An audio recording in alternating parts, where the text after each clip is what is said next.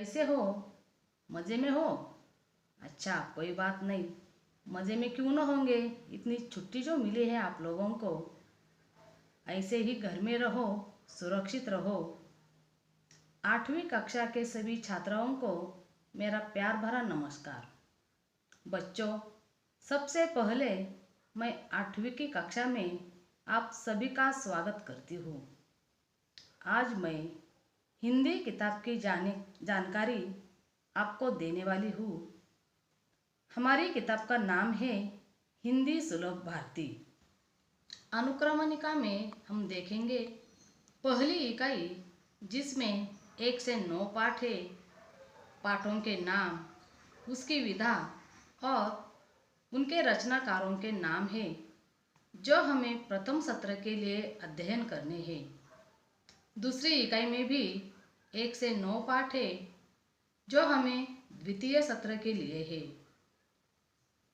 इसके अलावा बच्चों, व्याकरण विभाग में शब्द भेद है।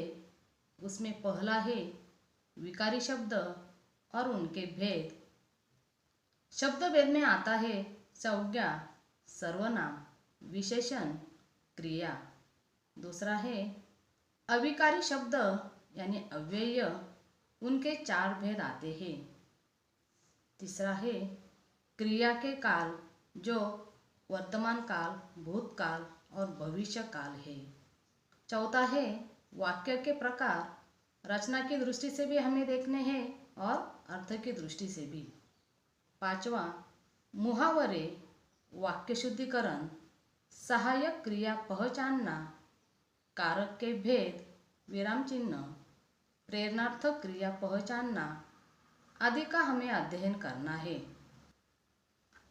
इसके बाद उपयोजित लेखन यानी रचना विभाग में आता है निबंध, पत्र लेखन, वृत्तांत लेखन, कहानी लेखन, विज्ञापन।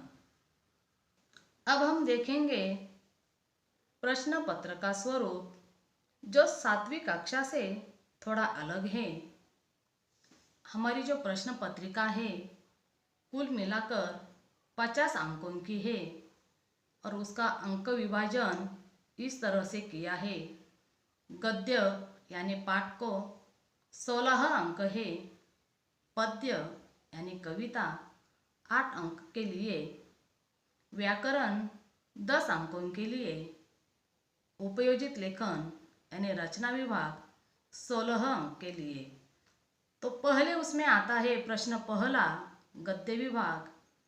इसमें 2 परिच्छेद दिए जाते हैं 8-8 अंक के लिए, और उसके नीचे प्रश्न दिए जाते हैं, जिसके उत्तर आपको उस परिच्छेद में से ढूंढकर लिखने होते हैं। उसमें 100 मत का भी प्रश्न आता है, जिसका उत्तर आपको अपने शब्दों में लिखना होता है। प्रश्न दूसरा है पद्य यानी कविता, 8 अंक के लिए। यहाँ भी पद्यांश दिया जाता है।